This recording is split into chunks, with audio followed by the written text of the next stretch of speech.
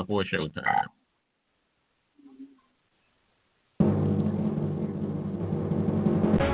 If you do not understand white supremacy, what it is, and how it works, everything else that you do understand will confuse you.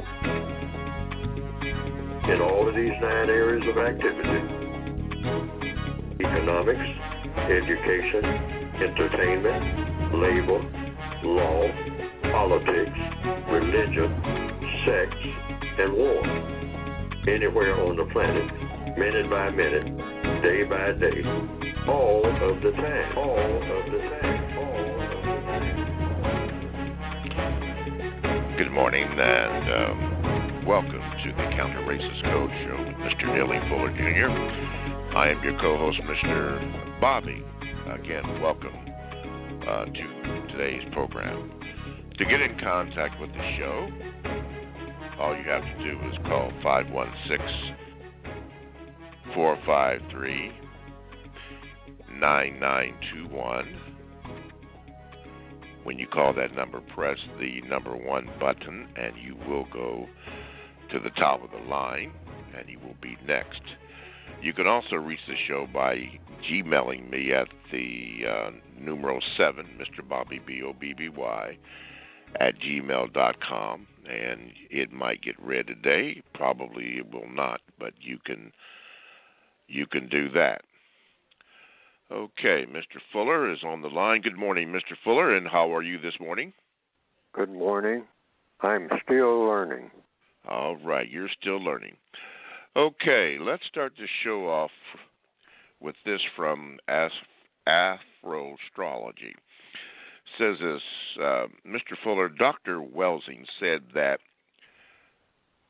the white man fears genetic annihilation by the black male penis. That insecurity leads to their self-hatred, which then is projected primarily onto black males. How do we make white people love themselves so that they stop projecting their self-hatred onto us as racism? They are jealous of our natural abilities and feel that God has somehow screwed them or gave them the short end of the genetic stick. That's not our problem, really. It's theirs, but they make it our problem with their over-aggression from, say, self-hatred. Mr. Fuller, this comes from Afroastrology. And again, he says, how do we make white people love themselves so that they can stop projecting their self-hatred onto us as racism?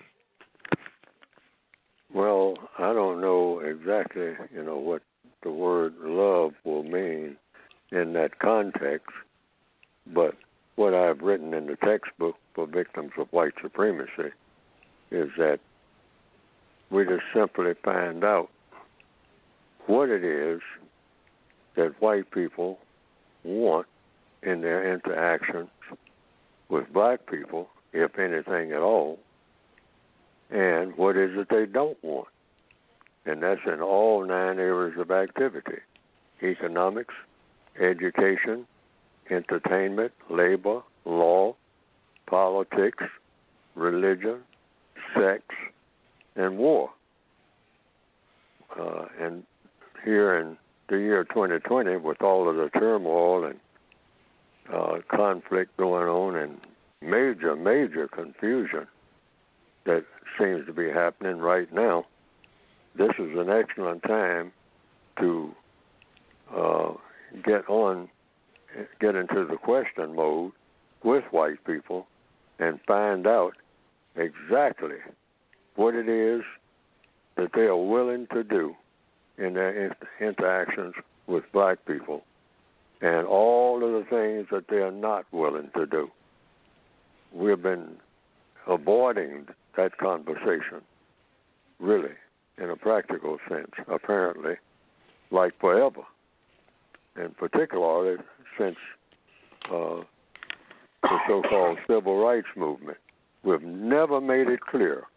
I think everybody's kind of afraid of it to even have that conversation.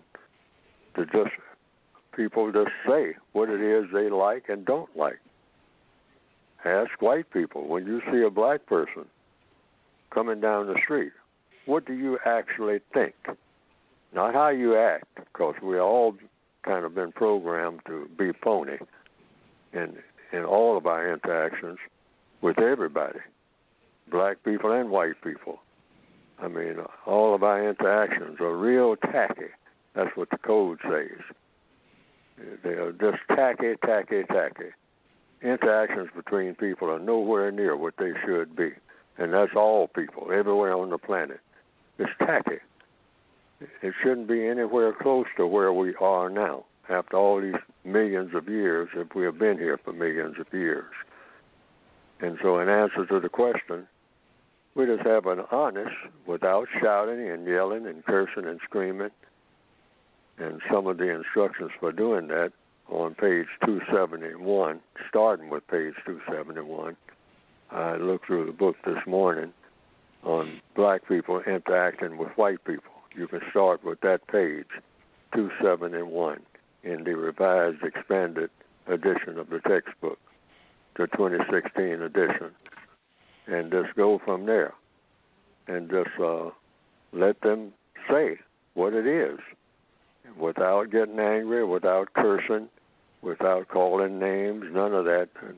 None of the future conversations should contain any of that. No shouting, no fist in the air, none of that.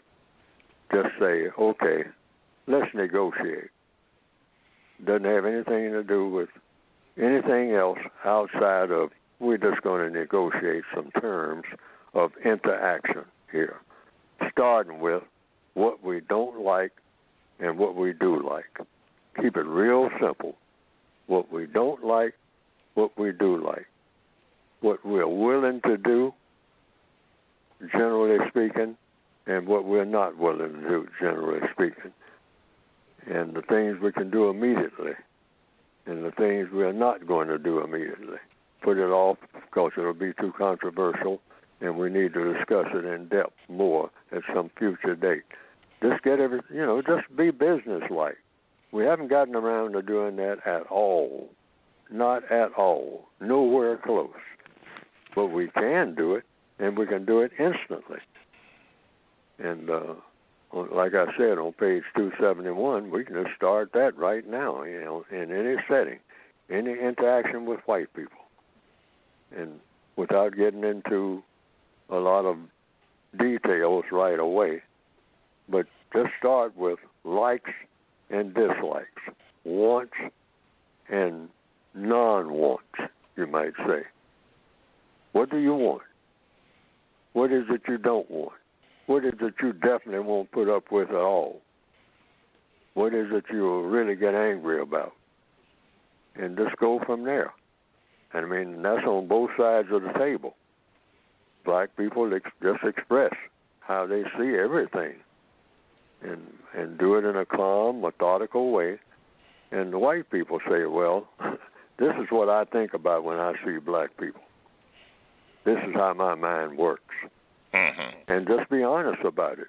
And without black people getting angry, because a lot of white people say, well, when I see black people, I just don't see nothing that I should be bothered with at all except to get them out of here. That's what I really think. Okay, so let's go with that. Well, out of here by doing what? Get them out of here. That's what you just said, sir. So out of here means what? And just go from there. And keep your voices calm. And everybody just talk in as close as they can to being in a civilized, methodical, problem-solving manner. That's all it takes. Yes, sir. It's not difficult. It's easy. Okay. All righty. 516-453-9921 is the telephone number that you can contact if you have a question for Mr. Fuller. Chat room is now open. Kelvin is in.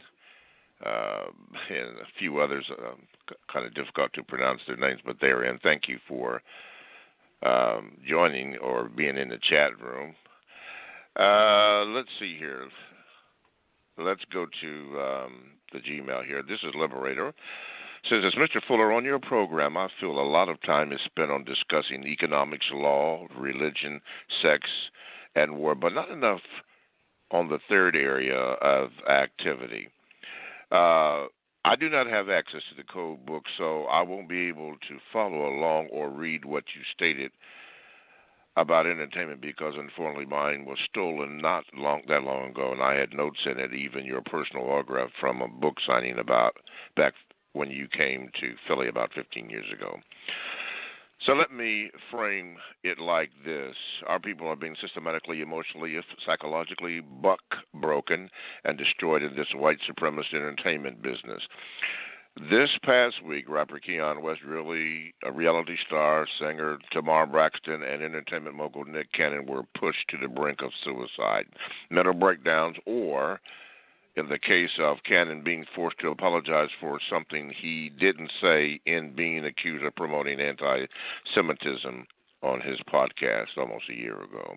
My question to you, Mr. Fuller, then is, how should melanated or black people operate within the confines of the entertainment industry, knowing that white supremacists hold all the power and influence, and knowing that depression, suicide, and being forced to do things that they would rather not do, such as putting on a dress if you're a man, are things that can happen to them if they choose to enter that arena as a career choice.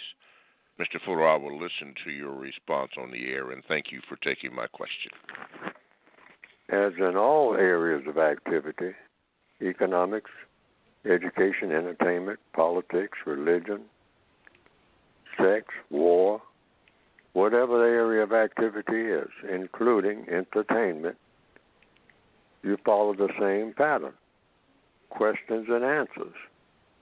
And the main thing you want, the main question that you can always keep in mind is, sir, ma'am, this, say if you're on a movie set, someone is talking about making a movie that's going to include a lot of black people. So you just have one basic question that you talk about right out of the gate. Sir, when people see this movie, is it going to have a constructive effect on their thinking or a non-constructive effect on their thinking as far as the roles that black people are involved in this movie that you are now proposing? That's one question right out of the gate that you can ask, because everything that you're thinking about when we negotiate, if you want to use that term, or interact, whatever term you want to use, with white people, you want to always know, is it going to produce a constructive result? And if so, how? What's going to be constructive about it?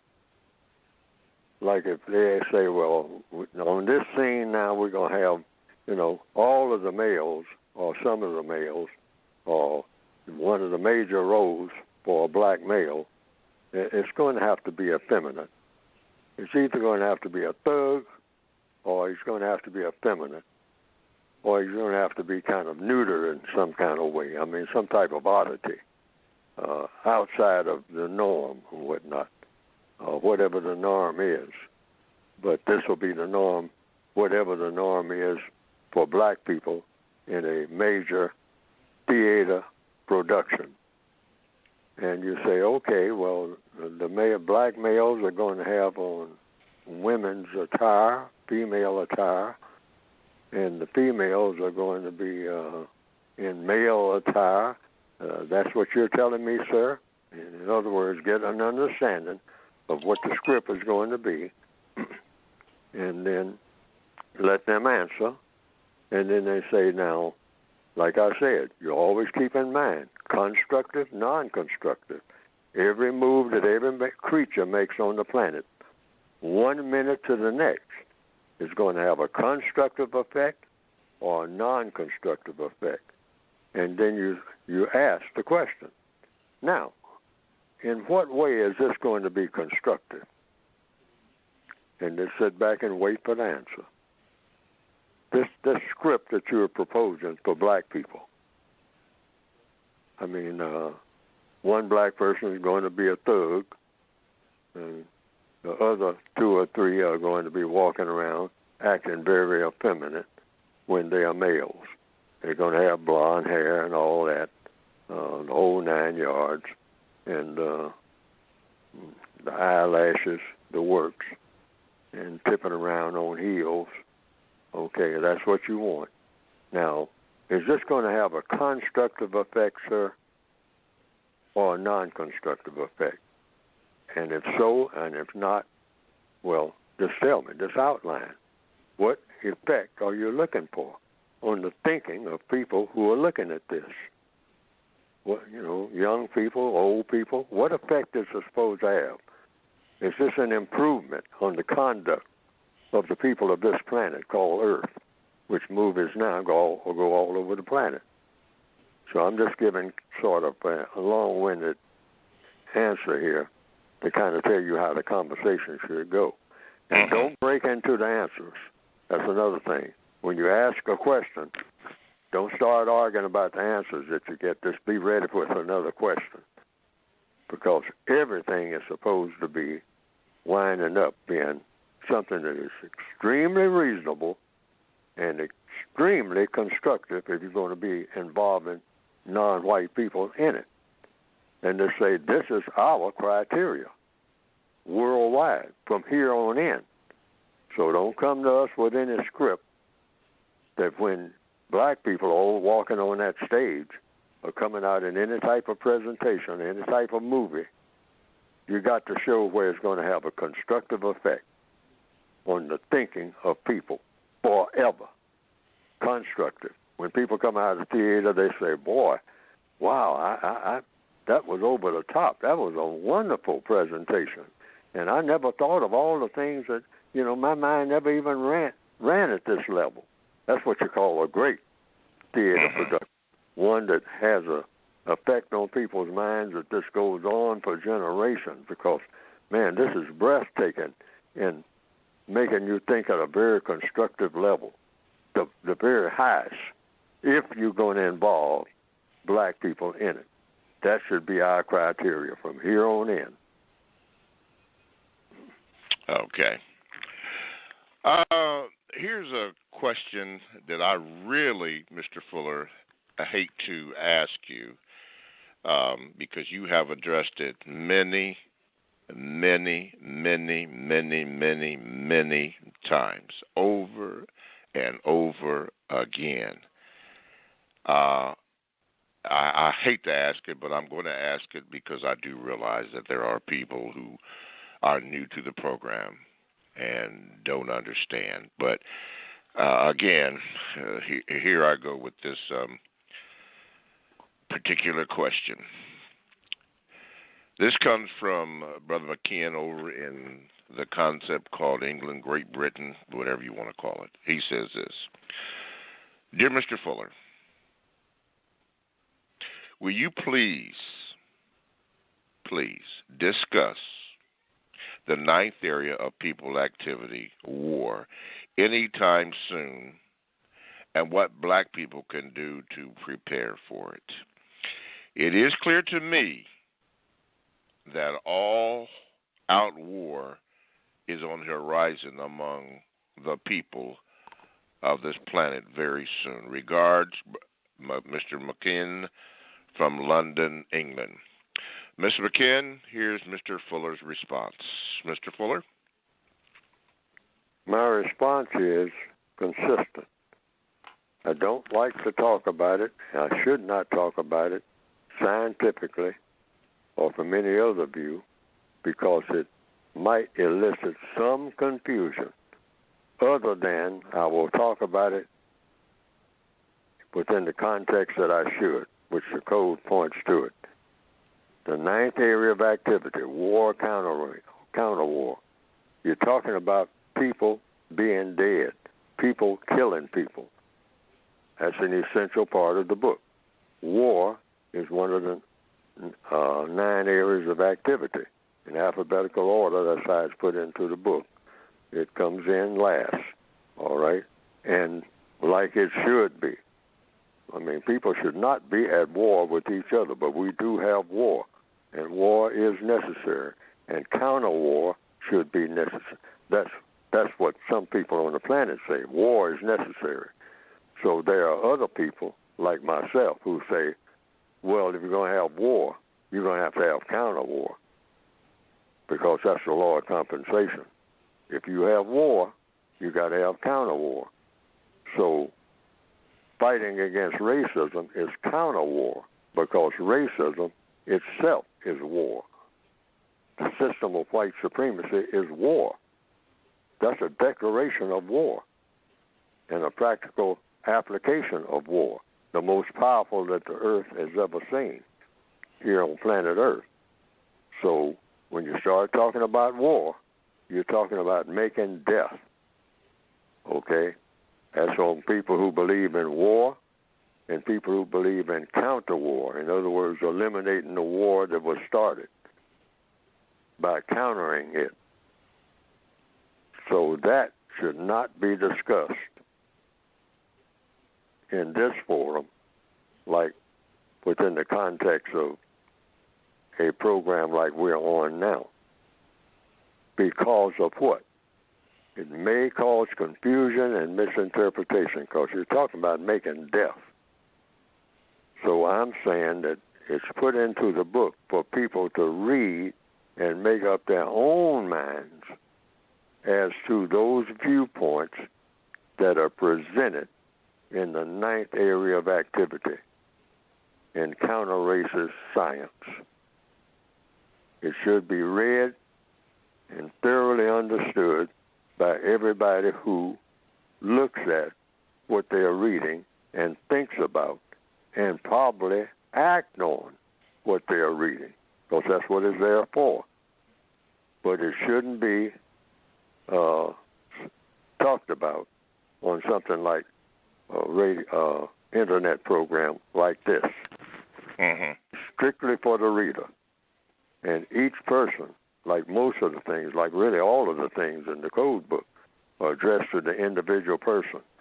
Just take it for what it's worth and use whatever you see in there that you think you should use as an individual, and leave the rest alone. Like everything in all of the areas of activity in the textbook for victims of white supremacy. So, in answer to the question, I do not and will not go into details about the 9th area of activity in a discussion. It's not that type of material. It's the material to be read and internalized and thought about, you might say, and acted upon by the individual person. Okay. It doesn't lend itself to a lot of discussion. All righty.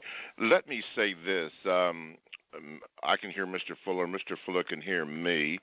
To my engineers, there seems to be problem, and I'm going to read it. I've had 2 people already tell me that for some reason the online podcast isn't working. Brother Moon Pie, could you check into that issue and then chat with me? I've had 2 people indicate that, so see what's going on and what we can do about that. Okay, so to those who are having difficulty listening to the podcast, we are efforting to look into that and see what the problem is, but we are live, we are on. Okay, here's the number again, 516-453-9921.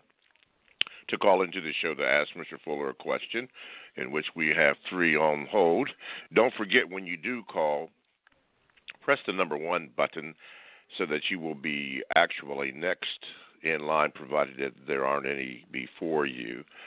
And please, ma'am, please, sir, submit your name to the call screener so that I can properly give you the introduction that I'm going to do right now with Joy. Okay, Joy, you are on with Mr. Fuller, and you can be heard worldwide. What is your question? Thank you. Basically, I just wanted to address the concern with the sound. I usually listen online, and I've tried many devices and Blog Talk, and I just can't get any sound. So I just wanted to let that be known, but you just addressed that. So the only way I'm able to listen to the call is to call in, and I'm calling internationally. So okay, all right, Joe. But okay, yeah, they're going to address that. Thank you for saying that, and we're going to see what the problem is with that. Thank you so much. Anything else before I let you go? No, thank you so much. Okay. By the way, what country are you calling from? You said it's an international call. The concept of Italy. Concept of Italy. Thank you so much, Joy. And don't be a stranger. All right. Joy from Italy is calling. This show does go all over the world. We're not kidding. Okay. Let me see here. We're about 4 minutes outside of a break, so I'm going to go to Brother Sloan. Brother Sloan, I may have to interrupt you because we have a station break that we have to do at the bottom of the hour. But I'm going to go to Brother Sloan. Brother Sloan, you are now on, and you can be heard worldwide. What is your question, please? Yes, good morning, Mr. Bobby. Good morning, Mr. Fuller. I'm calling from St. Louis, well, outside of St. Louis, Missouri. Beautiful day here. Okay. There was a problem. I'm actually calling because I couldn't hear it online, but I do have an observation, something like that. A few weeks ago, someone had called in about race traders. May I just suggest to that person or anybody else that just adjust your thinking just a little bit, because Mr. Fuller's book is a guideline for individuals. I choose to think of the thing as you being maybe a spy, because you have spies and you have counter spies. So if you consider yourself a spy rather than and you have to adjust these traders, one day you might be a trader. The next day, because you have some enlightenment, you might become a spy. So think of yourself or think of other people as a possible a race trader or a spy that you can turn to your will or to the cause. I guess that goes under war in a certain way. I know we don't discuss war, and that's a proper thing to do. So thank you very much. Okay. VGQ, don't be a stranger, Brother Sloan. Again, we are working on some technical issues that appear to be over the internet. If we can get to that, and when we do, they will let me know, and I will let you know. Please, if you have a question, when you call into that number, which is 516-453-9921, please, ma'am, please, sir, give your name so that I can properly introduce you. Now, I have two people on here who have pressed the number one button, but I have no name. I know one of them is from the D.C. area, and I don't know where the other one is from, area code 256. Anyway, I don't have your name, so I will not be able to, well, not right now. But we have many that are just listening, and if you're just listening, that's okay, too. That's okay, too. Okay, let's do this while we're here so that we won't be interrupted. Why don't you cue up the music for me so I can do this station break about a minute early. Okay? You are listening to the Counter Racist Code Show with Mr. Neely Fuller Jr. And I am your co-host, Mr. Bobby. And again, if you'd like to get in contact with the show, you can dial this number again for 516-453-9921. And make sure that you press the number one button to give your name, as Isha Bakat has just done. Thank you very much. And if you'd like to Gmail me, you can do that by doing this. The numeral 7, Mr. Bobby, BOBBY, @gmail.com, and it'll go into the rotation. And as soon as it comes up, I will read it, and I will inform you of the date and the time that your Gmail is ready. Again, you're listening to the Counter Racist Code Show, also called the CRCS, with Mr. Neely Fuller Jr. I am your co-host, Mr. Bobby. Okay, I'll tell you what I'm going to do. Since this other person, I guess they're just listening, but they have a question mark on their name. But I'm going to go to Ishabaka, if I pronounced it right, which I probably didn't. But let's do this. My brother, you are on with Mr. Fuller. You can be heard worldwide. Go ahead. What is your question? It is Shabaka. Oh, Shabaka. Okay. African, yes. African race esteem is to have a great regard for the African race.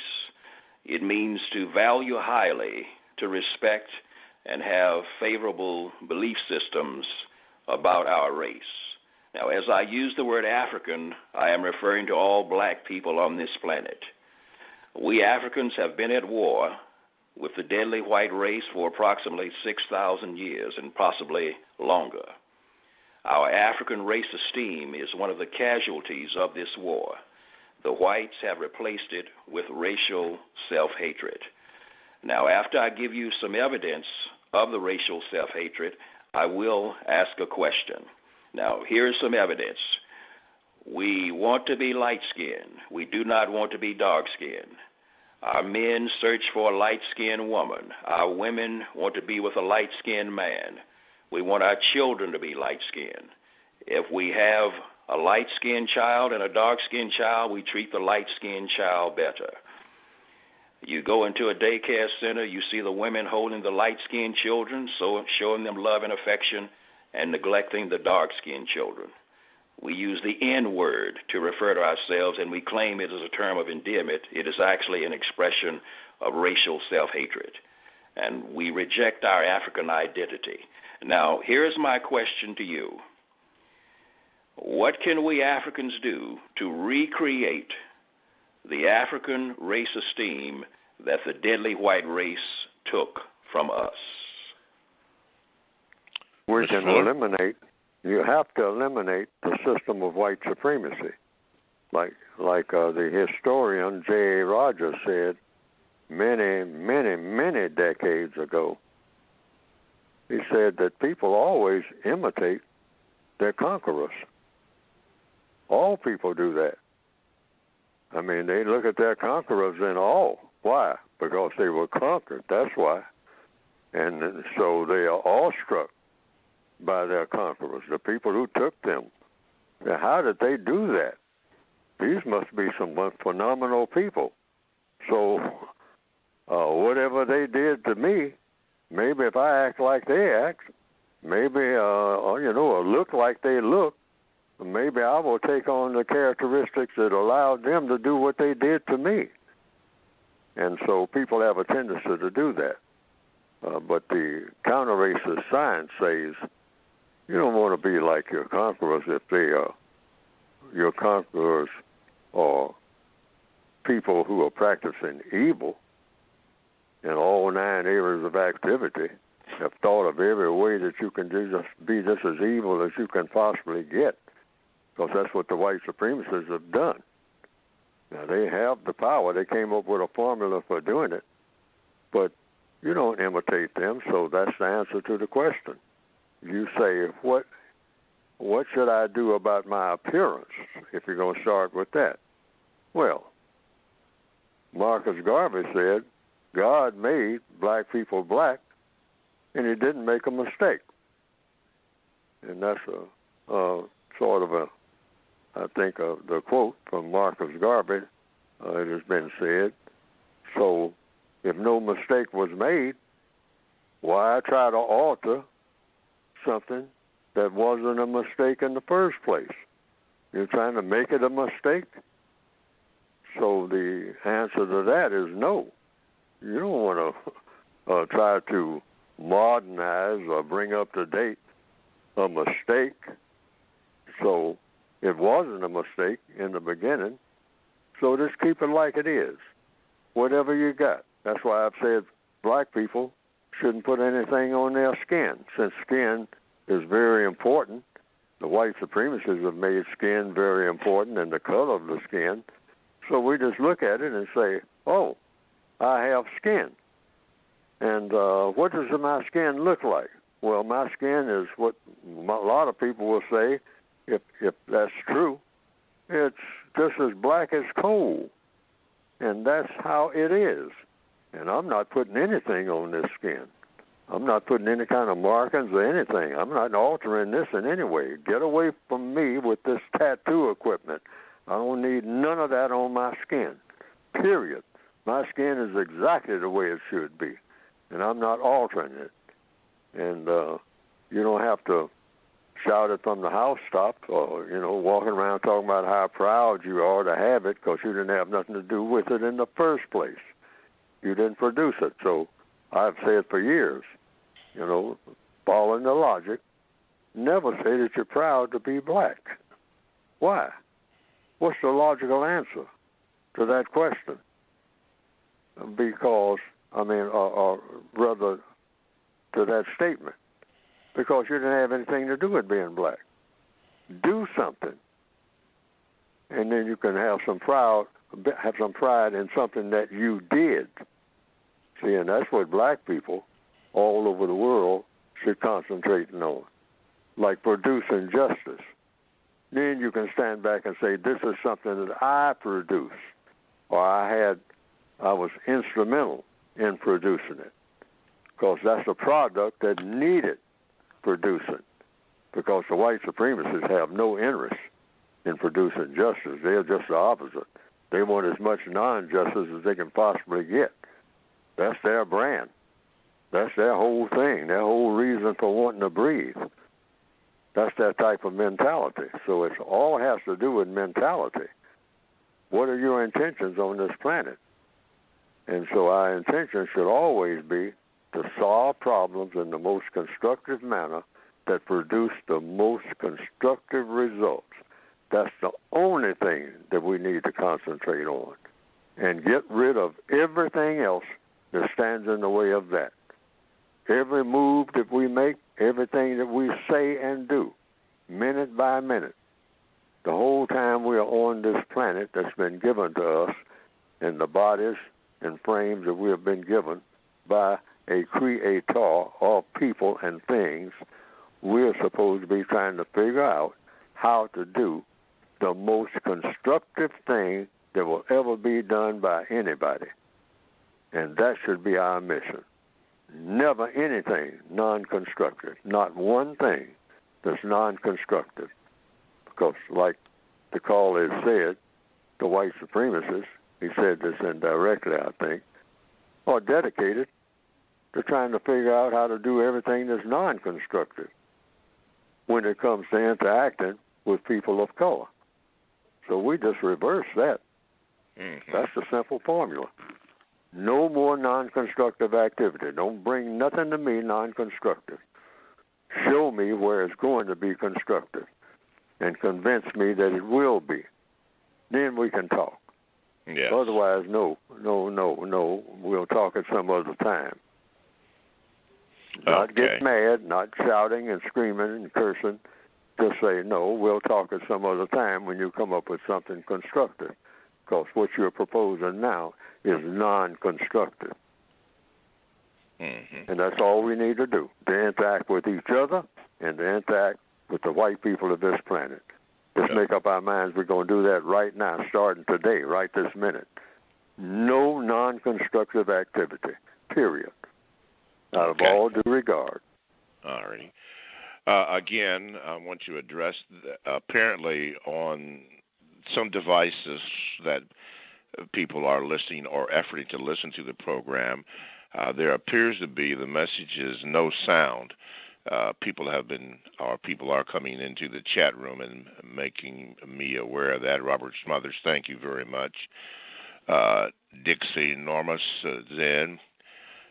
Some come in, some go out, but we're addressing the issue, and when I find out, I will let you know what's going on. It may be something out of our control. I do not know, but as soon as I get some information about it, I will let you know about that.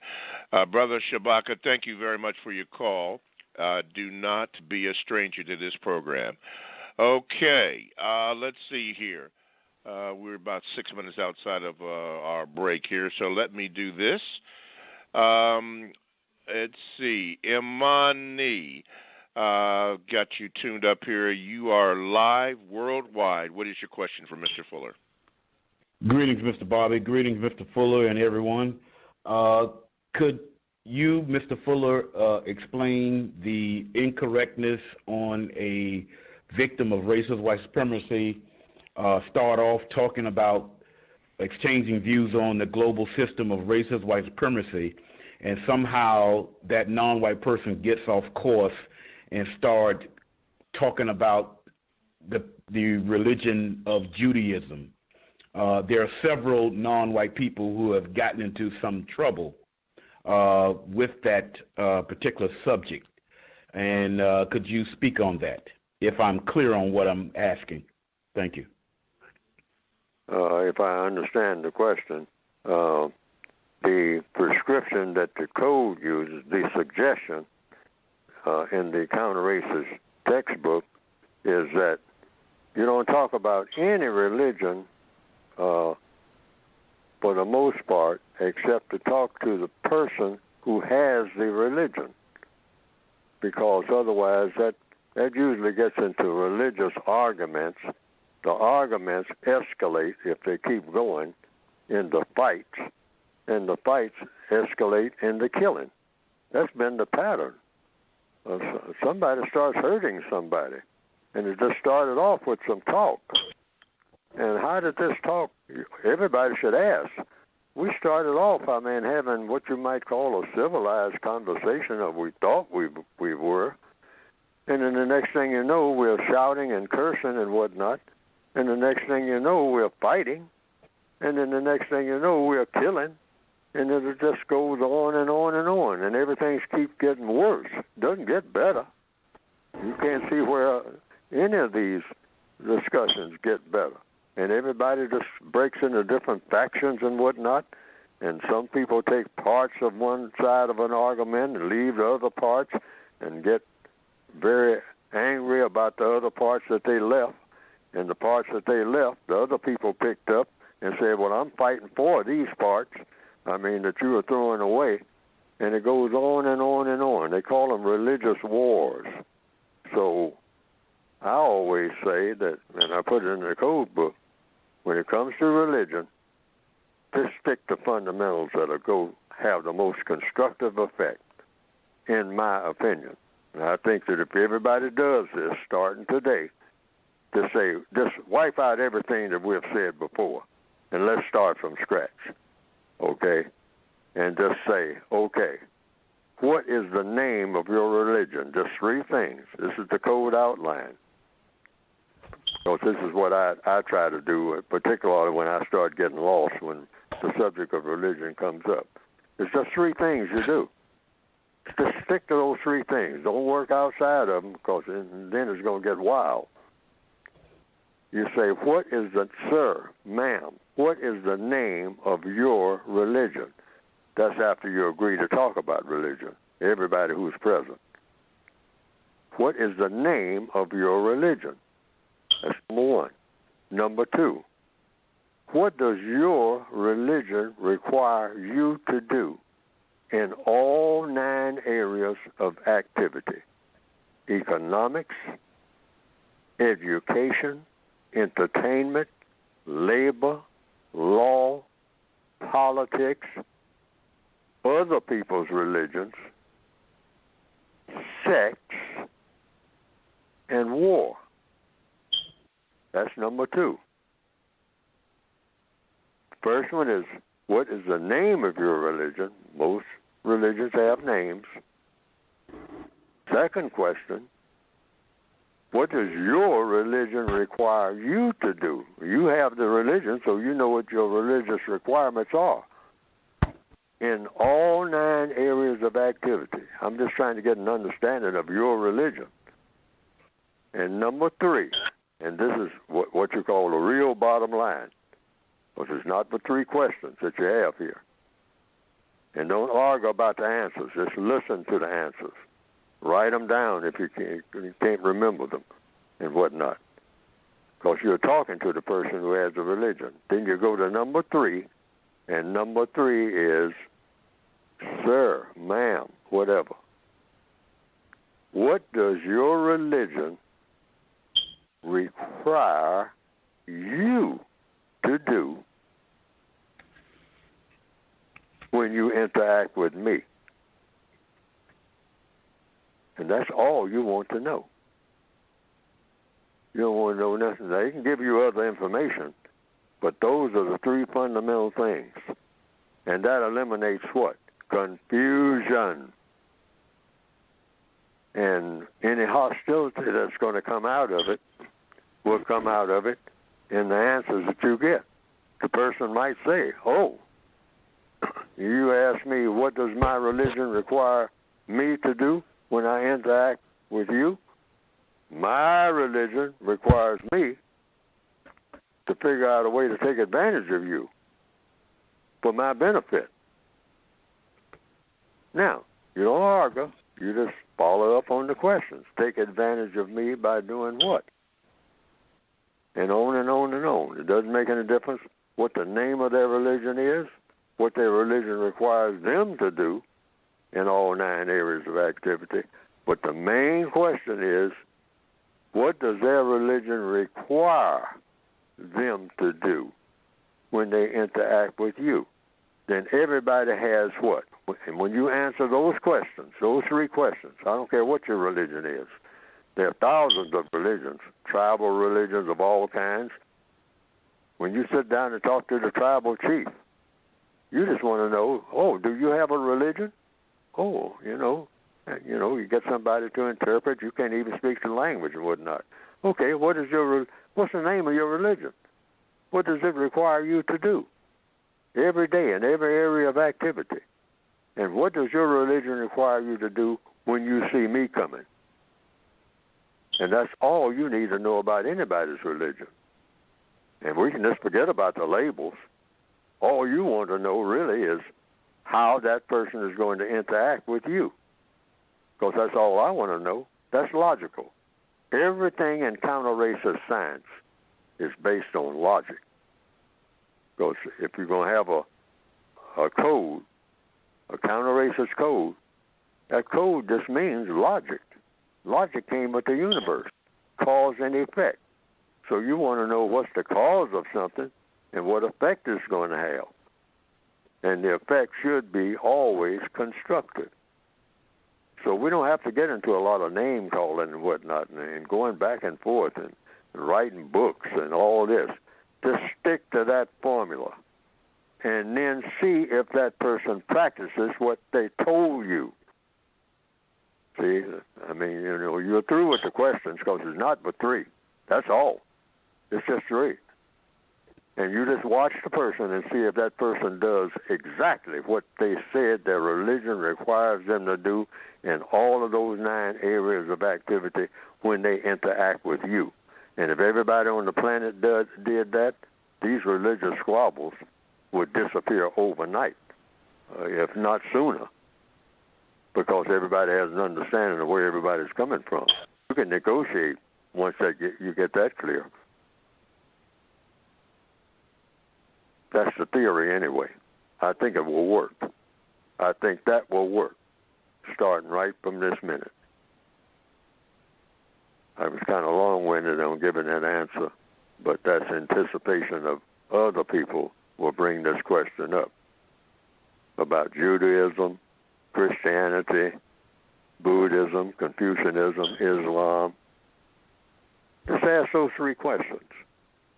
Everybody, all over the world, every day, if necessary, so you get what? An understanding.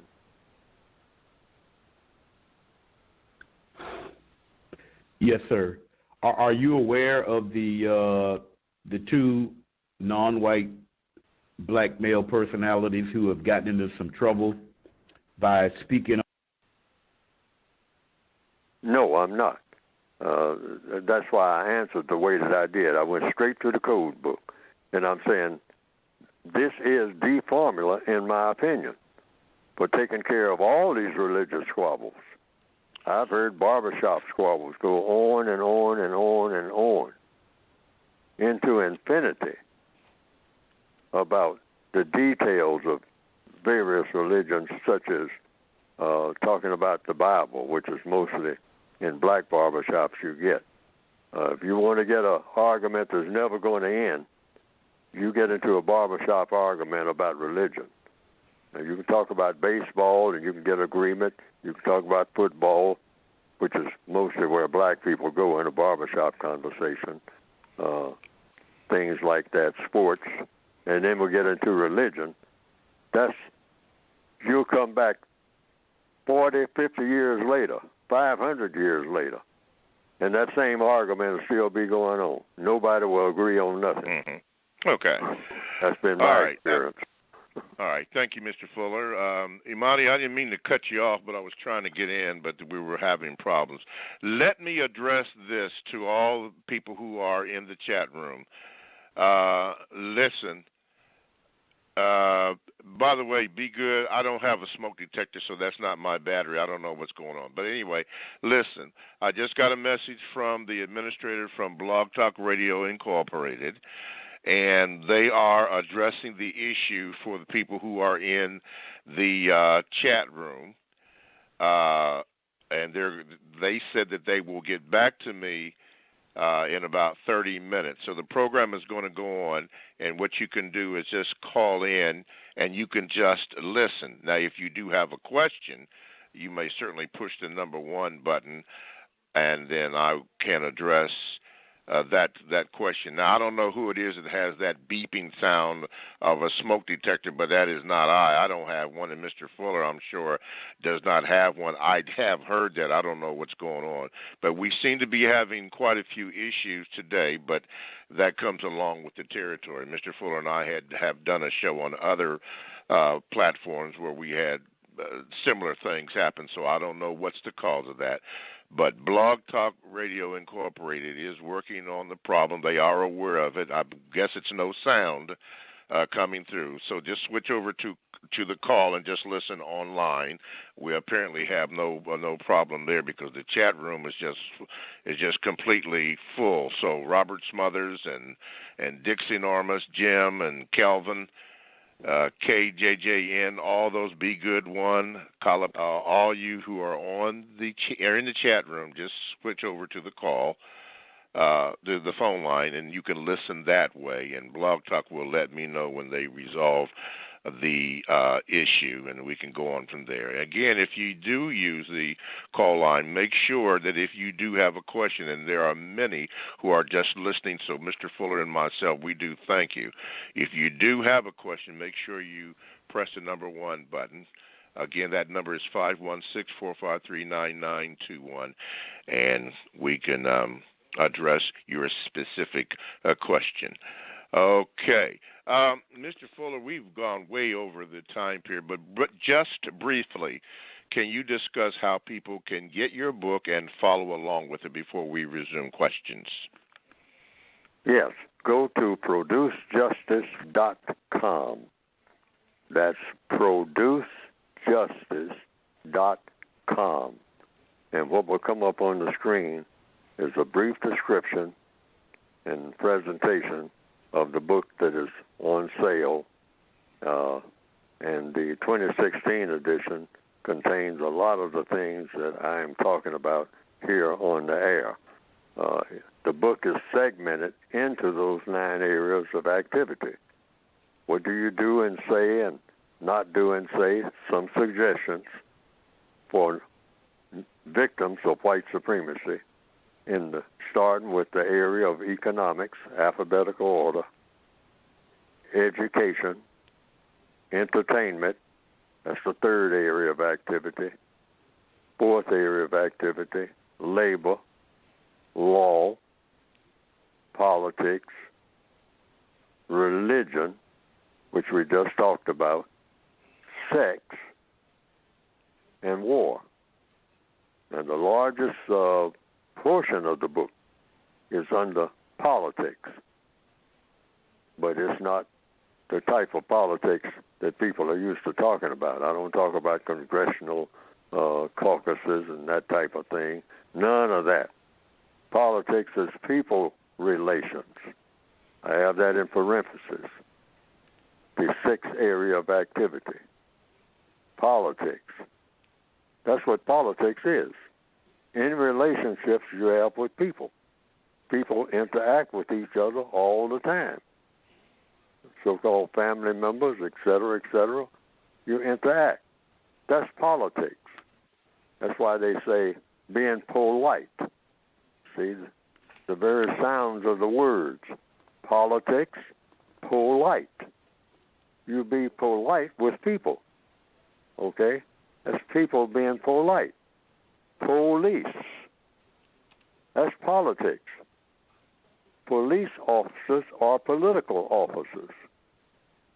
Why? Because they interact with people. See, and that's another thing that's pointed out in the textbook for victims of white supremacy. Use of words. We're going to use words in ways that are not traditional. But what are words for in the first place? To get better communications. Better communications in order to do what? In order to have the most constructive results. Because a lot of words, the way they are used, you don't get the most constructive results. So there's a lot of things in the book that should help black people to do what, ultimately, which is what we all want to do, including myself. Solve problems in the best possible manner. And the race problem is the first order of business in solving the most problems. Because the code book itself says, and you'll see this on the back cover of the book, no major problem can be solved among the people of this planet without solving the problem of racism. Because racism is going to mess up everything. I don't care what kind of project you start out to do. It's going to be a whole lot of conflict, a whole lot of heartache, a whole lot of despair, a whole lot of things that shouldn't happen as long as you have a system called racism. You can't straighten out anything. It says that. Now, that's either true or false. But you can get the book by going to producejustice.com, and there's an additional book there, too, called The Word Guide. Shows you how to use words, how not to use words, what questions to ask when other people use certain words, because words can lead to a lot of confusion. And that's one of the things, the main thing you want to eliminate by the use of these textbooks for victims of white supremacy, the textbook, rather, because it's basically one book, even though it's 2 volumes there. Okay. Right. Go to producejustice.com. All righty. And on that note, from the chat room, there are still people there, but we're having, not we are, but Blog Talk Radio Incorporated is having a problem. They have been notified and are addressing the issue, and they did say that they would get back with me in 30 minutes. So that's what's going on there. So go over to the phone lines, and you can listen online. And, of course, if you have a question, you can also hit the number, press the number 1 button, and then make sure you give the screen caller your name, and then we will answer, have Mr. Fuller address your question.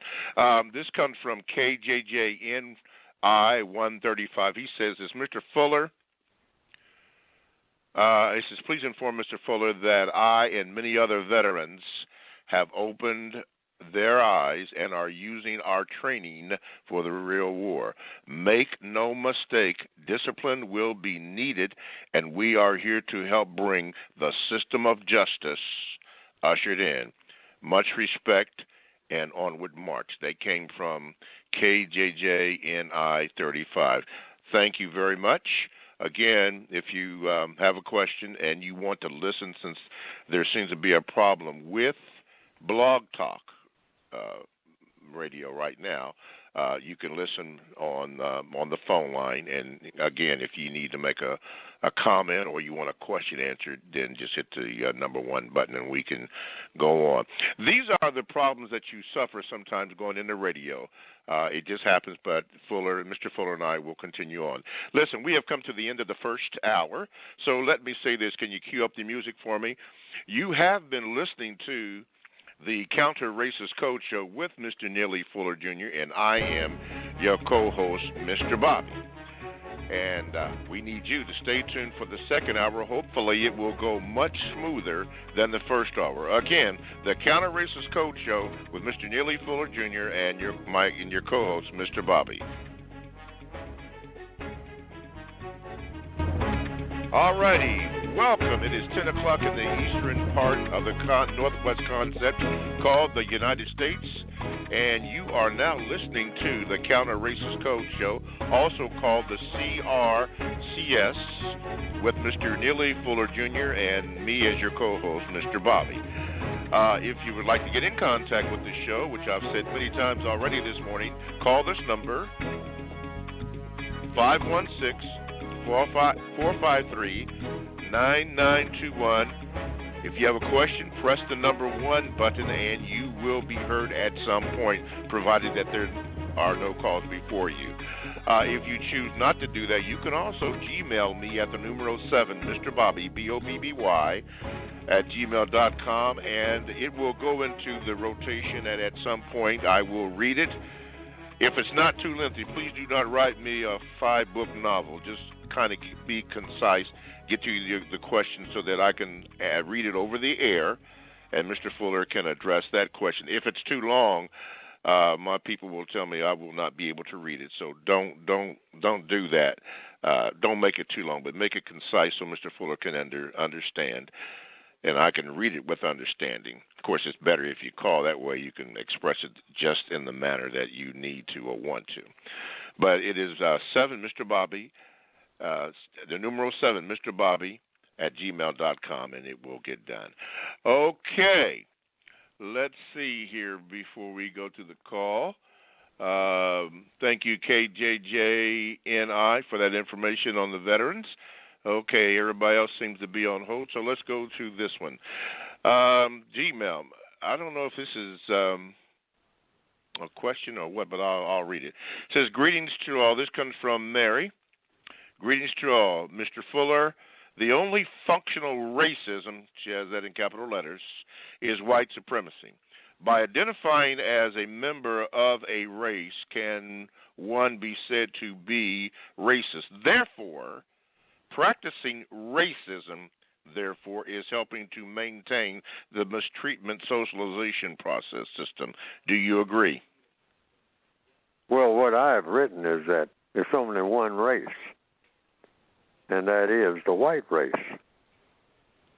They invented racism, apparently from all the evidence, and from what many of them who believe in white supremacy say. They invented it, and they're proud of what they invented. And then some of them say that God invented it, but then I don't remember joining a race. I was told that I was a member of a race. And, at one time I was a member of the Negro race, okay? And just recently I found out that that's a word that you don't call anybody. I mean, that ranks right up there with the so-called N-word, okay? Even though there are still some organizations that black people have that are called Negro. So what are we talking about here? I mean, who's doing the talking? So it can be confusing. But I know Neely Fuller Jr. never joined a race. Where do you sign up to be a member of a race? So I was told that I was a member of a race. So the question is, everything is solved by questions and answers. The logical question is, who told me this? And so it turns out to be white people who believe in white supremacy. That's where when you track it down, they said that you're a member of the Negro race or the colored race or the race of color. And then in 1860, I think, there were 3 categories in the Northwestern Hemisphere. Black, when you talk about race, black, that's one race. White, that's another race. And mulatto, that's another race. These are racial classifications. And now you have over 21. Now, who's doing all this classifying? So the code book says the usual suspects are the white supremacists. They're the ones that go around slapping labels on people, say, you're a member of this type of race. You're a member of the maroon race. You're a member of that race, the yellow race. Now we got the brown race. And even they come up with a lot of terms that are, I think, and I say so in the textbook, cause deliberate confusion. Like even many black people will say, well, black and brown people. And I'm thinking, and I've raised this question, well, if you got black people who are members, of the black race, and you got brown people who are member of the brown race, why are so many black people brown? And some black people look like they're almost white. Many of them. We have them in our own families, by the millions. And so what's going on? So the code position is the classifications are actually white, non-white, and white supremacists. That's for counter-racist purposes. Because this whole thing about race is something that was dreamed up by people who wanted to practice racism, and that apparently, according to all of the evidence, were people who are white supremacists. And the whole idea of white supremacy is not so much the emphasis on the color. That's just the mechanics of it. It's a way of having world power. And it worked better than any other scheme ever thought up. And it took off based on what? The idea of royalism, something that a lot of people say we need to get rid of, every form of royalism. Why? Because a lot of people have had problems with the royalist idea that some people are just naturally born better than others, and that everybody should get on board with taking care of the royal family, and the royal family does nothing but decide who's going to live and die, and sit around like ancient Roman emperors eating grapes all day and deciding who's going to live and who's going to die, because that's what a lot of the Roman emperors did with their time and energy. That's royalism at its real core. Just sitting around dictating to the rest of the world while you enjoy yourself and everybody else is miserable. Yes. Okay. So racism is based on, fundamentally, royalism based on color. That's all it is. All righty. Okay. This message here, for those of you who are apparently still in the chat room, I'm going to ask you a question. Is the no sound issue resolved? Because it seems to be people still joining the chat room. Transcendent, Robert Smothers, Kelvin Hopkins, Jim, Dixie Normus, Be Good One.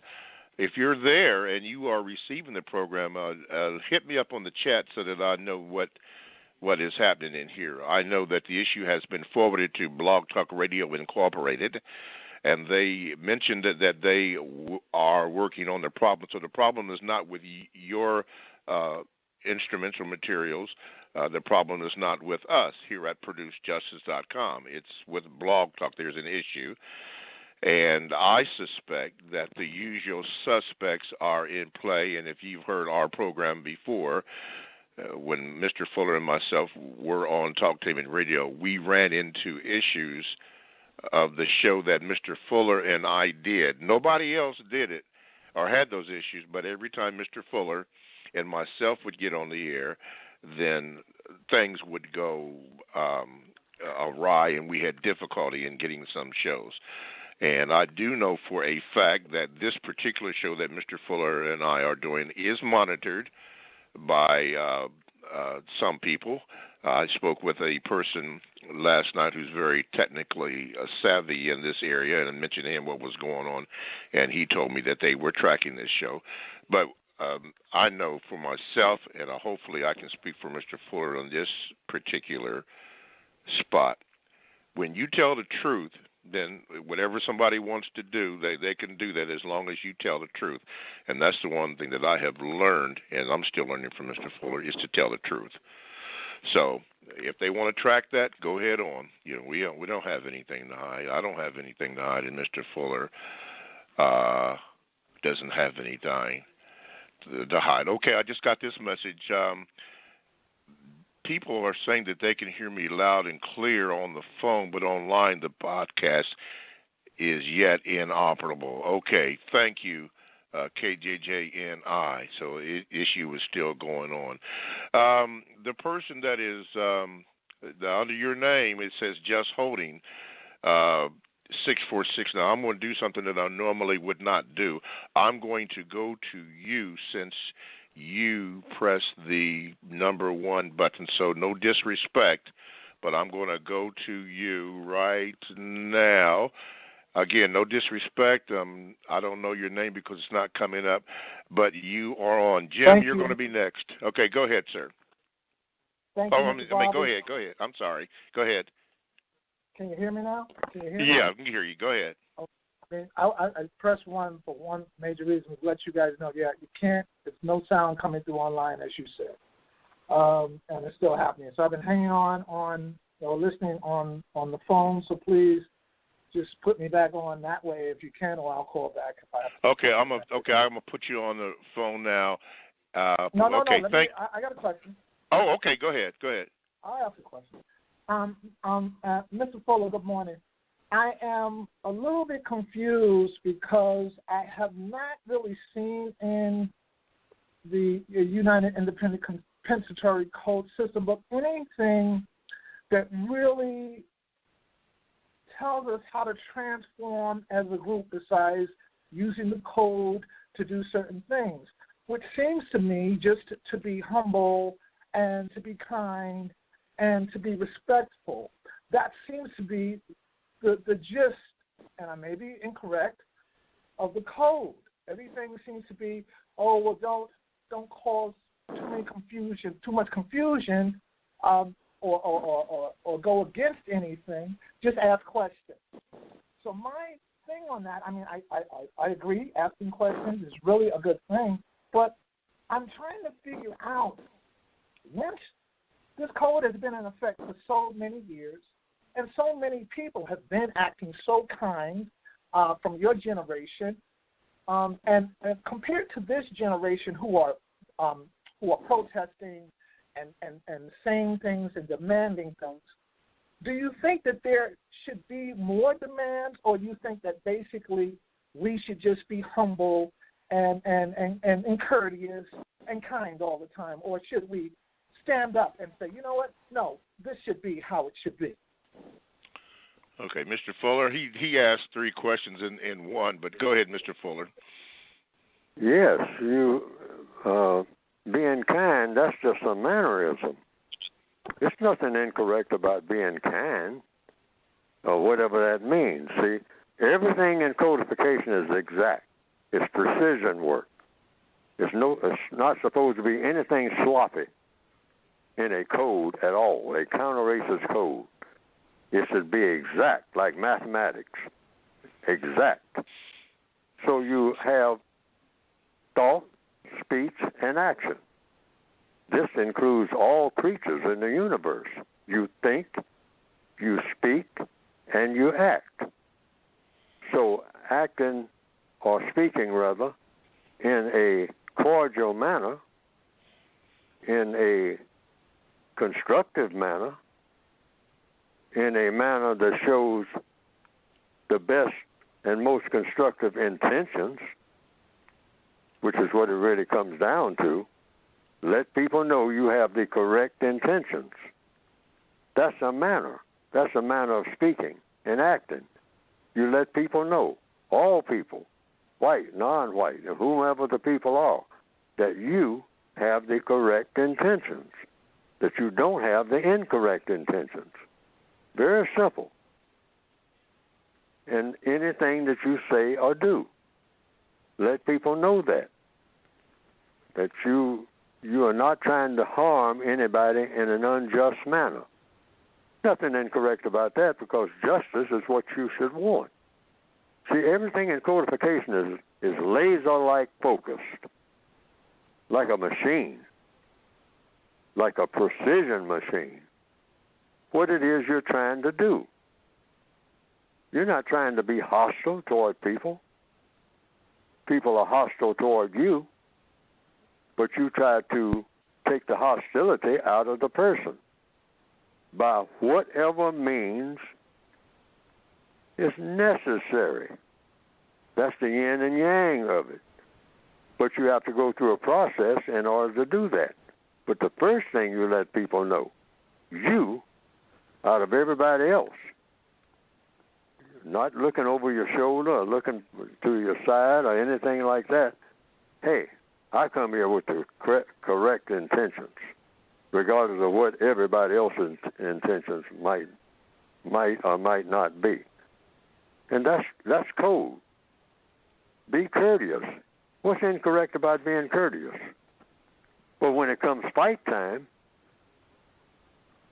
someone trying to kill you, there's a code for that too. You try to get away from the aggression, and if you can't, you make an instant decision. You repel the aggression, if you possibly can. All creatures understand that. That's nothing new. But up till that point, why not be courteous? If you're talking about talking courteous to people, why start cursing and screaming and kicking things and breaking things, throwing rocks through windows? Talk to people, the people that put the windows up. Talk to them. Try to get along with them. You might find that you're in the building where the window needs to be there. So you don't have anything against the window. The window didn't do anything. That's what you call temper tantrums. Codification is science, not a temper tantrum. If I'm answering your question, we're talking about behavior. There's nothing incorrect about being courteous, even to people who are being discourteous to you. That's their choice. The code says you be the most courteous person in every circumstance out of everybody who is being courteous. If everybody is courteous, you try not to let anybody be more courteous than you. That's code. Why not? Do you lose anything by doing that? The answer is no. Is that the most constructive thing to do? The answer is yes. Now, when it comes to fighting, now we're talking about war. That's why everything in the code book, see, the code book has segments, starting with economics and ending in war, counter-war. So you just pick out what the occasion calls for. The occasion might call for you to do something in the area of law. All right? So what's the best thing to do? Because codification is about doing the best possible thing that anybody can ever do. That's code. I mean, in a million years, nobody will ever do it better. If there's anything to be said, nobody will ever say it better. That's what the code is supposed to be aiming for. That should be everybody's criteria on the planet. That when they open their mouths to say something, after they say it, no one will ever in a million years come behind them and say it better. That should be your aim when you open your mouth. Chances are you're not going to come nowhere close to it. But that should be your aim when you're talking. Now, when the talking ceases and the fighting begins, killing people, the code covers that too. Mm-hmm. Because you want to do it in the best possible manner that sets the example for all killing that will ever take place, one person killing another, in the future. And for all time, you figure out the best way to go about killing and how that procedure should happen. That's in the code book. Mm-hmm. See, if you look through the whole code book, areas of activity, you've got 9 of them. It's supposed to cover most things that you do and don't do in all 9 areas of activity, not just in one, because they're all interactive. Mm-hmm. Okay. All righty. Thank you for your call. Keep on listening. I'm gonna put you back on, if I can, back in the listening mode. You're welcome. Yeah, thank you, Mr. Fuller. Okay, you're welcome. See if I can put him back in the listening mode here. I'm gonna do this before I go to you, Jim. If it were possible, I could, because I love radio. I've been in radio since I was 17 years old, so I've been in it for a long time. Radio is just a part of me, just like I'm sitting down having a conversation, speaking with you. It just is. That is a gift that I have been blessed with. If it were possible, yes, I would stay on the air with Mr. Fuller as long as I can. I don't know what Mr. Fuller's schedule is. If Mr. Fuller and I were to do this show every day, I'm sure, that something, could be worked out, because there are so many callers, and it is growing, as I have gotten the message from my producers. It is really, really growing exponentially.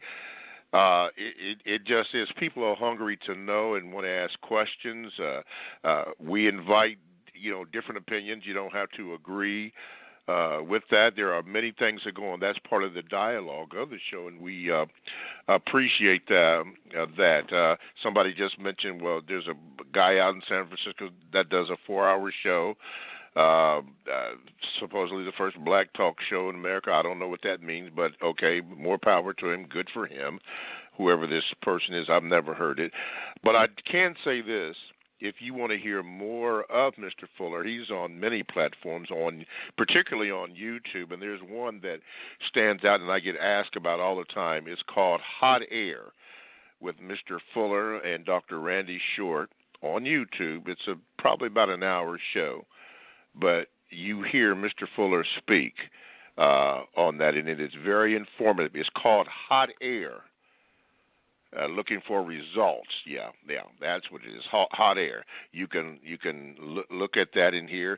And Mr. Fuller, I'm going to ask you this before I go to Jim.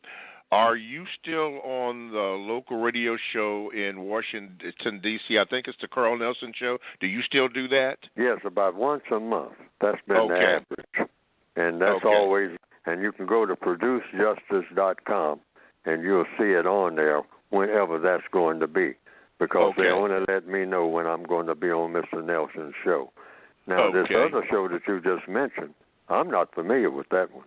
Oh, yeah. I look at it all the time. I guess it was a few years ago. I was informed by one of our listeners about that, and I listened to it and have even, not on this show, but played segments of it, Hot Air. And it is really, really a good show. But then I've listened to you on other segments or different type of statements that you've made. They're all on YouTube. Everything we do is recorded now. So it's there. Then there are a lot of people that want to hear you every day, and I'm just suggesting that people can go to YouTube. Just look under Neely Fuller, and you'll see a whole list or litany, if I'm grammatically correct, of different shows, past shows that you've done. It's just really interesting. So it's all there. Okay, let me see this here, because he was on here. But anyway, here's the number: 516-453-9921. Press the number 1 button, and you will go to the top of the line. And, I guess, if I could do 4 hours, I would, but I'm not going to do that. Not set up to do that. Okay, here we go. Let me do this. Jim, you are on worldwide. You can be heard. What is your question for Mr. Fuller? Hello, Mr. Bobby. Hello, Mr. Fuller. Jim from Pittsburgh. Two questions. One, just really quick. Mr. Fuller, have you ever thought about writing an autobiography of your life? And two, a little bit more complicated. I spoke to you before, and you said to think of the all 9 areas as a piece of cloth, and we have to go for them all at once instead of doing it individually. In the future, when do you think a good time would it be for us going for a prison break? Do we wait till we see an improvement in the people till we're better than what we're doing right now, or do we just develop a core group and then go for the prison break? What are your thoughts on that? No, that's not the formula for the code at all. That's why it's called the United Independent Compensatory Code System Concept. You're united with an idea, not with a person. We always talk about unity. You're united with logic that came with the universe. Logic will not fail you. People will fail you. So this is the whole concept is not for what you might call organizations. Or people who are members of organizations can use portions of the concept that apply. All of the members of organizations can use the compensatory code. That's why it's called compensatory. Compensatory means making up for whatever's missing. So you can just take bits and pieces. It's the entire code, and this is kind of alien for most black people to understand. You organize yourself as an individual. Everything comes down to the individual person, because the concept is if you solve the problems of each individual black person, you automatically have solved the problems of all black people. See, that's a different approach altogether from what we're used to. Black people, even when I repeat it, black people can't wrap their minds around that, because it makes them feel, I guess, and black people kind of express it to me, I'm just going for the feedback, it makes us feel naked, that we are not together. But what do you mean by together? Black people use the term together. We got to get together. We got to get together. We got to get together. It's like a broken record. Decade after decade, century after century. We got to get together. But nobody puts in any details. There's no filling in that pie crust. Get together. What do you mean by get together? Well, just get together. Well, yeah, but what? Sir, ma'am, slow down. What do you mean by get together? Well, unity. Okay. Unity by doing what? By getting together. And it goes on and on and on. I've been to entire meetings where for 4 or 5 hours, that's all that was really said. Well, our solution is to get together. We got to stop all this foolishness and get together. I mean, I'm going to tell you, I'm going to give you the bottom line right now. I mean, y'all came here to get the bottom line. The bottom line is we, as black people, got to get together. That's what we got to do. Everybody claps and stomps their feet, turn flips, high fives. 3 hours later, somebody's going to say, now, you all came here to tell you what the plan is. And we got a whole line of people here who have done some talking, and you all heard them. And so we are all in unison now. And the one thing that we have learned here today, where we can really go forward, see, that's another term, go forward, because now we understand that what we got to do. Everybody say amen. Everybody says amen. We got to get together. Codification is designed for you to erode the system of white supremacy each and every day without doing anything except following a code. You don't get together with no other black person to do nothing. You follow the code, and the code will make every black person, put every black person on the same page of a code that's designed to do the job that needs doing. Okay. That's a theory that is completely alien to black people. Okay. But we're going to have to understand that if we're going to get anything done. All right. Jim, thanks for calling. Don't be a stranger. Let me do this. We are up against the break. So this is the Counter-Racist Culture with Mr. Neely Fuller Jr., and I am your co-host, Mr. Bobby. We are having, Blog Talk Radio is having some technical issues, which I will address after this. If you want to get in contact with the show, make sure you call 516-453-9921 and press the number 1 button, as Anthony and Ame has and others. Make sure you press that so that I can properly introduce you and go to you and have Mr. Fuller address your questions. Okay, let me get this out the way. I've just been informed that we are currently working on, this is, I guess it was from Blog Talk, but it says we are currently working on an infrastructure issue that is preventing broadcasts from live streaming. The content will still be available for archived use. Well, they did say that they would get back to me, and I guess that's them. So even though we're having problems in the chat room, something is going on.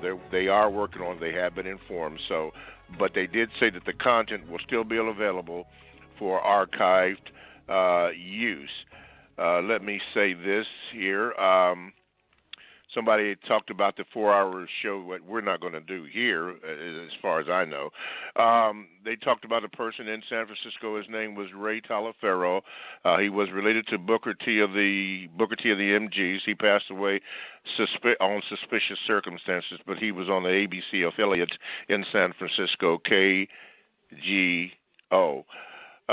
Speaking just on the passing away, there are a lot of black people that have passed away suspiciously. I'm thinking about Dr. Sebi, or Sebi, whichever way you want to pronounce it, the man who cured AIDS and went to the Supreme Court of the United States and proved his case, but you did not hear about that, or at least too much about that on national radio. Nipsey Hussle was making a documentary about that. And guess what happened to him? Yes, he's dead. Nick Cannon is supposedly taking up the reins on that to produce that. There are a lot of black people, I'm getting ready to say, that have suspiciously passed away, and you can't prove anything that has happened to it, but it is suspicious. So I just want to inform people of that. Some of this information is coming from from the chat room. And also, I'm informed that there are a lot of things that are going on, I guess, in so-called black media, whatever that is. I know that Mr. Fuller's message is always interrupted, or things are being done to it all the time. I can personally vouch for that because I'm a part of that. But we just go on. As I said earlier in the broadcast, the one thing that I've learned from Mr. Fuller is to be truthful. If you tell the truth, you don't have to lie. You know, the truth stays truth. You have to remember a lie, remember where and when and who you said it to, but the truth stays the truth. Okay, with that being said, and thank you for all those who are, particularly Be Good One, who I guess is still in the chat room, but thank you for all those that are there. Pro Design 29 South, thank you. Let's go to, Anthony. Let's see here. You are on with Mr. Fuller, and you're heard worldwide. Go ahead, Anthony. Hi, can you hear me? Yes. Hello? I can hear you. Okay, thank you. Okay, great, thanks. Mr. Fuller, when you think about slavery times and back in your days, probably the I don't know if it was the 50s and 60s, but when you look at those people, they knew. Well, I don't want to say exactly, but they knew a lot more than the people of today, that they were in a prison. For example, back in slavery, being whipped, all of that stuff during your day, the signs up, whites only and stuff like that. My question is it actually worse for us today that non-white people think that they're quote-unquote free and they can do quote-unquote whatever I want to do? There are some black people who may think that. I don't know. The black people who think that probably should say so. They do what they want to do. And then you watch them to see if they do what they want to do, whatever it is they want to do. But I can't say that there's been any fundamental change, because fundamental change would mean what? There's no racism. That's the fundamental change. And the whole idea is no such thing as a little bit of racism. So it's not measured like that. You either have the system of white supremacy in place or you don't. Now, how people react to it, that has changed from time to time. That changes almost from minute to minute. But if you still have the system in place, the system is still the system. And what is the system of white supremacy in capital letters? It's the most powerful political system and religious system in recorded history. Now, was that true back at the beginning of the 20th century and here in 2020? And the answer is yes.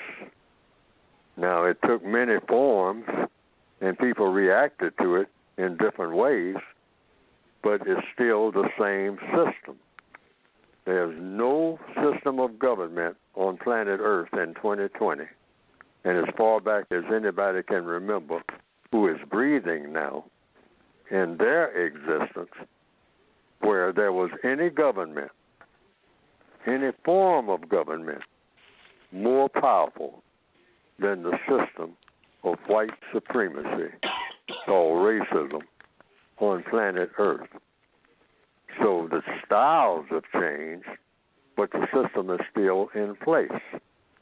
And no major problem among the people of the planet can be solved until that system is replaced with a system that's better. Presumably that system would be a system of, in one word, justice, which means what? Guaranteeing that no person is mistreated and guaranteeing that the person that needs help the most gets the most constructive help. That's the compensatory definition for the word justice. You want to replace any system with a system that's better. If you say, well, white supremacy has accomplished a lot, the white supremacists say that, and that is true when you're talking about material things.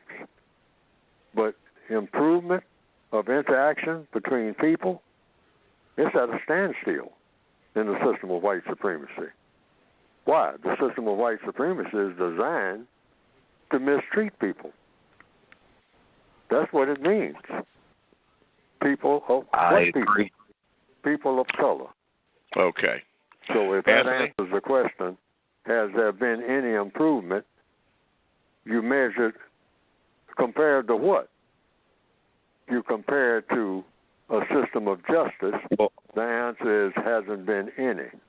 Why? Okay. Because we don't have justice. That's why. All right. Anthony, thank you for calling. Do not be a stranger. And call back. Okay, let's go to Inyame. Wait a minute, let me get you right here. Inyame, if I am pronouncing it correctly, which I'm probably not. Ben, hang on. Inyame, you're on with Mr. Fuller, and you can be heard worldwide. Go ahead with your question. Greetings, Mr. Fuller, Mr. Bobby. This is Inyame.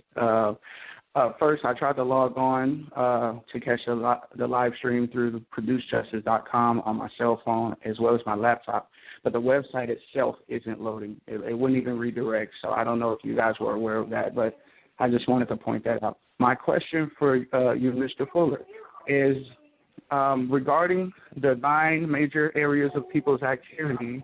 I was wondering where exactly would science and technology fall within the global system of white supremacy? And that is my question, sir, and I'll listen to you. Thank you. All right, thank you. In all of the 9. The answer to the question is all of the 9 areas of activity. Science and technology, you got to have it in the area of economics. The first area, alphabetical order, go to education, number 2, area 2, science and technology. The educational system, it constantly is scientific. What is science and technology? It's a way of getting things done. That's what science is for. Science is you be methodical, and the technology is the manner in which you are methodical, the methods that you use. So you have to have this in every area of activity in order to get anything done. This slicing an onion, that's science and technology. Why? How are you going? You got an onion, and you want the onion sliced into something called slices of onion. So you use science and technology to slice the onion. So you might use a knife. That's what is commonly used of some type. And you use a knife to slice the onion. Science, technology.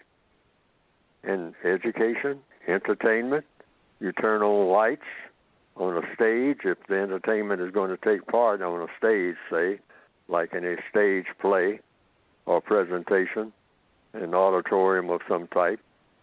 So they lower the lights, you might say, when the program begins. That's something that they do through science and technology. So name any area of activity. Any area. You have science and technology. So that doesn't have to be anything separate. That's why people sometimes ask me, why didn't you include health? Well, these are just words. Science and technology, those are a couple of words. Health, that's a word.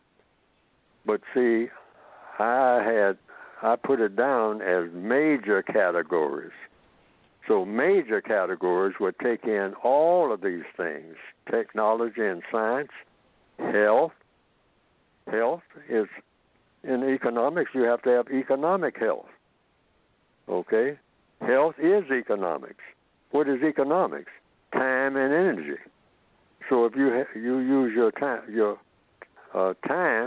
in a healthy manner and your energy in a healthy manner, that's economics. And that's the way you look at it. See, these are just words. And what are words? Tools of communication. In order to do what? Why do you need words? In order to communicate. Why do you need communications? Getting things done. That's all it is. Yes, sir. Just getting things done that need doing, and hopefully things done that need doing and should be done, and not things that shouldn't be done. Because that's science and technology, too, doing a whole lot of things that shouldn't be done. Yes, sir. Okay, Inyame, thank you for your call. Don't be a stranger. I did keep you in the listening mode. You're on the switchboard, and the switchboard is completely jammed. I just want to tell people that. Mr. Fuller, before we go to speak about your book, Transistent has this to say, says, listening on the phone, maybe there can be a written announcement that says, quote, if you can hear us on Blog Talk, go to the phone and listen. Good suggestion, transcendent. Oh, I am tongue-tied this morning. But anyway, go to the phone and you can listen. Dial this number, 516-453-9921. And if you want to speak with Mr. Fuller, make sure you press the number 1 button. Give your name to the call screener so that I can properly identify you and hopefully pronounce your name right, as I seem to be messing up on transcendent for some reason. But anyway, make sure you do that, then we can get the call through. Okay, Ben, before I get to you, we have to do this. Mr. Fuller, it is 9:44 in the eastern half of the concept in the northwestern hemisphere, called the United States 10:44 a.m. This is the time that we usually, and we're going to do it now, dedicate for you to speak about your book, how you can get it from Produce Justice, and all the pertinent information, even other shows that you may be on or other times. Mr. Fuller, go ahead, please. Get the book by going to producejustice.com, producejustice.com. And what will come up on the screen is a brief description, if it's still there, of the textbook for victims of white supremacy, because that's what the book is designed for, to help a person think, speak, and or act in all 9 areas of activity, suggestions about what to do and what to say in all of these 9 areas of activity: economics, education, entertainment, labor, law, politics, religion, sex, and war. And they're just suggestions. If you are a person of color, what you can do and say and not do and say that will work best for you as an individual person without you having to check with anybody about doing anything. I mean, it's just an outline. That's what the book basically is, of things that you can do and say as an individual person that will help to do what? Eventually, eliminate the system of white supremacy and replace it with a product that is much better, idealistically, and that would be a product called justice, which means guaranteeing that no person is mistreated and guaranteeing that the person that needs help the most gets the most constructive help. See, the ultimate idea is to produce a universal man and a universal woman, not just a strong black community. That's short-sighted. I mean, the white supremacists can manipulate that forever and whatnot. No, we want universal people, regardless of who the people are, who are always doing the most constructive thing. That's the ultimate aim. And this book, hopefully, will help you start on that particular phase of the journey, because the journey that we have been on hasn't worked. That's why we have, here it is, 2020, and the world is in the same type of turmoil that was in 1,000 years ago, possibly, if you have that in recorded history. Same old arguments. Only thing about it, the argument is about color. That's the major one. But the textbook helps us to eliminate that as individual people. It's addressed to the individual, where you are right now. You don't have to go anywhere. This is what you start doing right now, right this minute, as of this day, as an individual person. You have some control over yourself. That's what the book is designed to help. The individual victim of racism. Go to producejustice.com. All righty. There you have it, producejustice.com. Let me make this announcement again. This comes from Blog Talk Radio. There has been some issues in hearing the program in the chat room. For some reason, though, we still have people in there. It was suggested by Transcendent that we make an announcement about that. by calling the number, which is 516-453-9921, and you can listen to the show there.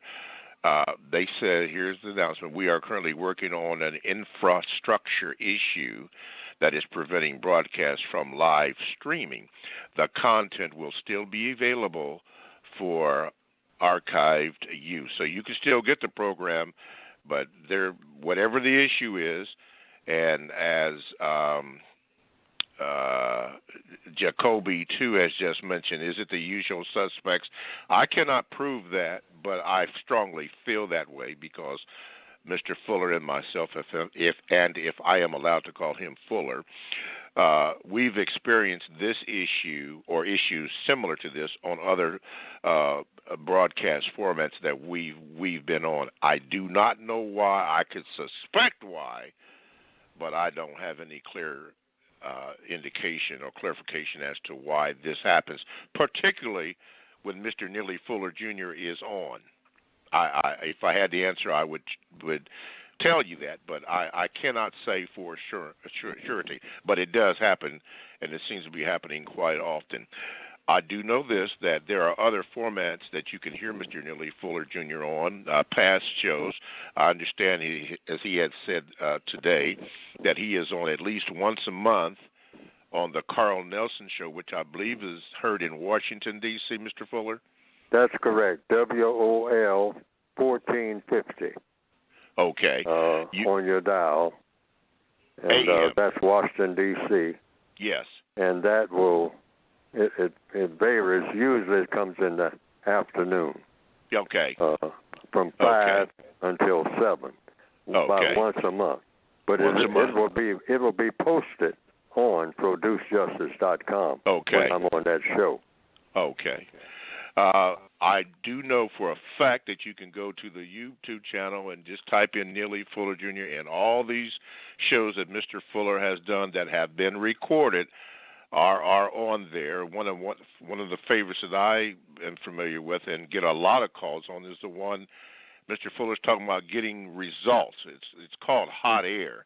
He and Dr. Randy Shorter on there. Mr. Fuller addressed that earlier on this program and said he didn't remember it, but it is on there.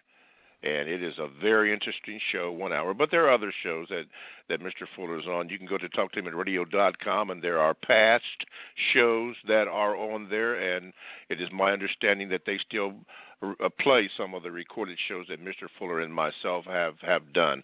So Mr. Fuller is all over. And now this is me speaking. It is of my opinion that Mr. Fuller is a threat to the global system of racism, white supremacy, and I think that may be a contributing reason as to why there seems to be some interference. But I cannot prove that. I want to make that clear.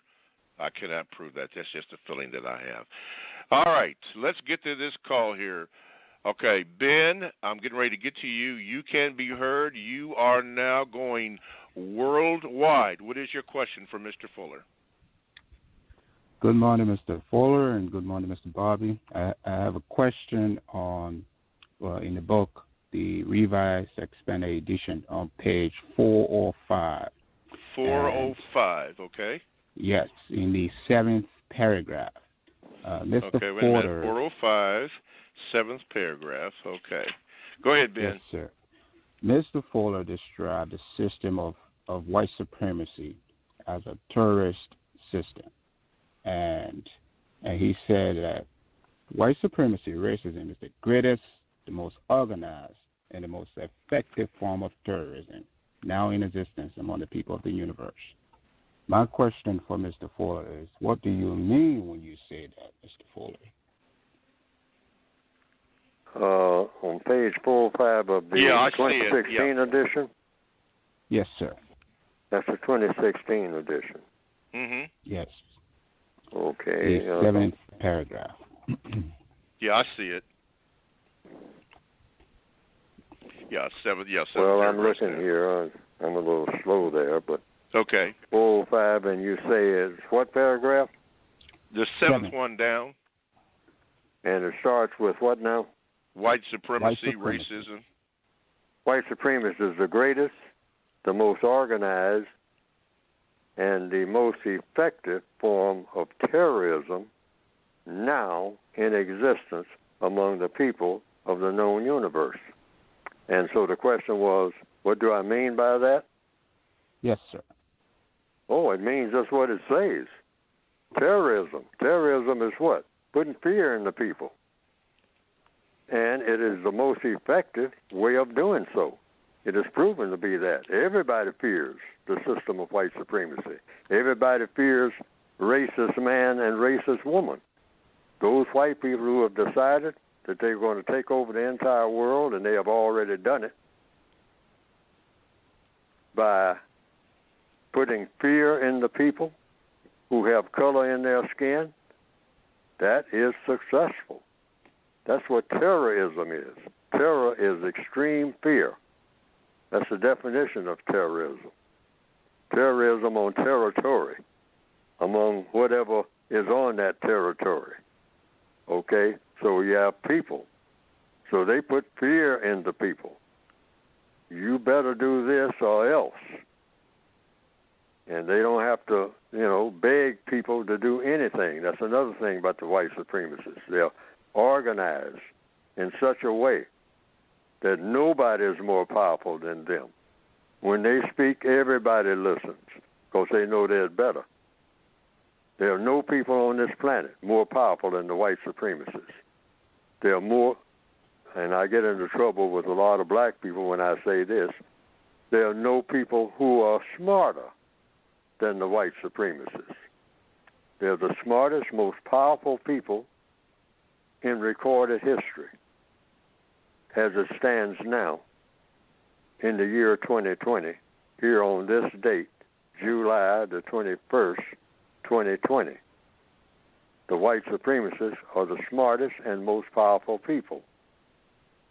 And they are the greatest terrorists that the world has ever seen. They put more fear in anybody than all other people put together. Oh, yeah, you're afraid of them. I'm afraid of them. I'd better be. Those black people who thought that they weren't going to be afraid of them are no longer here. Because the white supremacists can kill you and nobody can stop them. And they can tell you in advance that they're going to kill you, and nobody can stop them. Nobody has the muscle to stop them. Nobody has the intelligence to stop them. So I think, it's kind of self-explanatory, the answer to the question. I can't think of anybody who's more powerful than the white supremacists. If anybody can find out for me who's more powerful than the white supremacists in the form of people, why haven't they shown their power? Because the white supremacists tell everybody of color what to do, and they'd better do it. They know they'd better do it. Otherwise, they don't have nothing on their table to eat. Or they don't get cured from a disease. It ain't going to happen. Period. That's power. Yes. Yes, power. Okay, we're about at the end of the show. Thank you, Brother Ben, for your call. Don't be a stranger to the program that you've called into. We appreciate it. And all you that have called the switchboard, there are so many calls on there, callers that are listening, and we appreciate that. This is aside from the show, as we have about a minute and a half. There's some information that I looked up on the $20 bill. You may or may not be aware of it, but all I'm going to say, and I think I'm going to speak in code, look at the back of your $20 bill, which has the White House on it. Make sure you have your magnifying glass to look at the light fixture and tell me what you see. I wonder how long that has been there.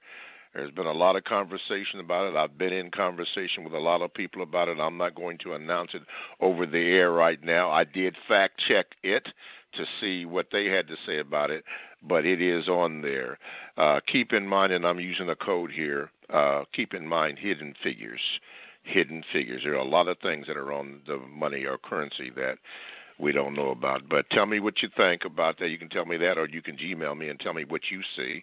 If you Gmail me, I will tell you exactly what is on there. But anyway, thank you for listening to today's program of the Counter-Racist Culture with Mr. Neely Fuller. We will try to do better next week, or I will try to do better next week. Thanks for listening, chat room, callers and all. And Mr. Fuller, thank you. Callers, again, thank you. And we will see you or hear from you next week. Have a good day. Thank you. Thank you.